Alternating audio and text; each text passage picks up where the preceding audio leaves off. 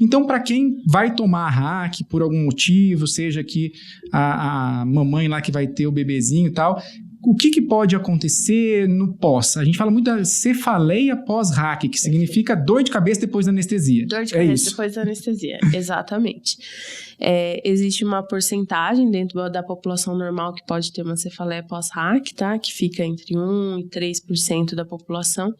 Mas hoje se sabe já mais ou menos definido qual o mecanismo de ação da cefaleia pós-RAC. Então, a gente sabe também, consequentemente, como evitá-la, tá? Então, a cefaleia pós-RAC acontece porque o buraquinho que a gente faz nesse canalzinho aí que tem o líquor, às vezes ele fica aberto e fica vazando gotinhas de líquor ali. Agora, você imagina que esse canalzinho é ligado lá ao cérebro. E o cérebro é uma estrutura inundada de líquor, tá? Quando fica vazando, o cérebro ele é rechaçado para baixo. Por quê? Porque tá vazando, tá? Então, imagina. A gente tá falando em vazar aqui só pra te interromper, desculpa. Vazando é vazando meia minimamente, gotinha, tá? Ninguém ali. vai perceber isso e não é pra fora, tá? É dentro do organismo. É dentro do organismo, tá? Vazando é esse furinho que ficou abertinho. E escorreu um pouquinho ali. Isso.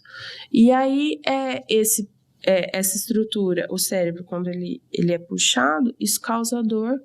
Por isso que quando eu deito eu não tenho dor nenhuma e quando eu levanto eu tenho dor. Por quê? Porque quando eu deito para de vazar. Pressão atmosférica, tá? Justamente porque eu tô em pé, que eu tenho essa coluna forçando esse buraquinho e aí vai vazar. Eu tô deitada, parou de vazar, parou de doer. Tá? E qual o tipo de tratamento? Medicação, procedimento? Eu já ouvi falar que às vezes precisa injetar alguma coisa no local. Isso existe mesmo? Perfeito, existe. Existem algumas vertentes de tratamento.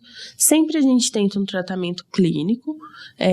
Inicialmente, o tratamento clínico seria uma hidratação vigorosa, justamente para que a gente consiga repor esse líquido que fica vazando ali gotinhas, tá? E também analgesia, que são remédios, tanto na veia como depois a gente prescreve alguns comprimidos para o paciente tomar em casa, para que essa dor desse movimento aí dentro da cabeça do cérebro seja amenizada. Muitas vezes resolve, algumas vezes não resolve, tá? Mesmo assim, pensa, é uma mãe que acabou de ter um nenê e que precisa cuidar desse nenê. Ela não tem condições de ficar deitada. Então, é diferente de um paciente que fez uma cirurgia de varizes, que vai ficar deitado e que a dor não incomoda tanto, né? Porque ele não vai levantar mesmo, do que uma mãe que acabou de ter neném, que precisa mamar, precisa dar banho, precisa levantar, precisa comer, precisa tudo, né? E então é uma dor que pode incomodar muito e pode limitar as atividades dessa mulher nesse momento, tá? Então, às vezes o tratamento clínico não vai resolver. Não resolveu? Então a gente foi feito durante muito tempo um tipo de bloqueio lá dentro, se chama bloqueio esfenopalatino. A gente coloca um cotonetezinho dentro do nariz, atinge uns nervinhos que tem lá no fundo do nariz e a gente consegue anestesiar com anestesia local esse nervinho que é um dos principais que vai causar dor aí nesse processo. Muitas vezes, mesmo assim, sendo um anestésico local, lembra que eu falei, ele é metabolizado e depois a dor volta, então passa, mas volta. Então, aí mesmo assim, voltou, muitas vezes o anestesista opta por nem fazer esse tipo de bloqueio justamente por isso. Possibilidade, grande chance de voltar. Aí tem esse outro procedimento que é o mais fundamentado aí de tratamento de cefaleia pós-RAC, que é o blood patch, que é uma outra...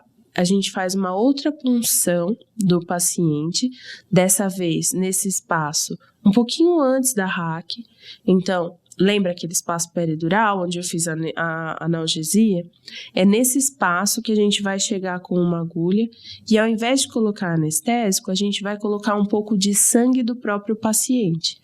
Por quê? Porque esse sangue do próprio paciente, ele vai lá nesse buraquinho e ele faz uma atividade inflamatóriazinha e faz um coágulo em cima desse buraquinho.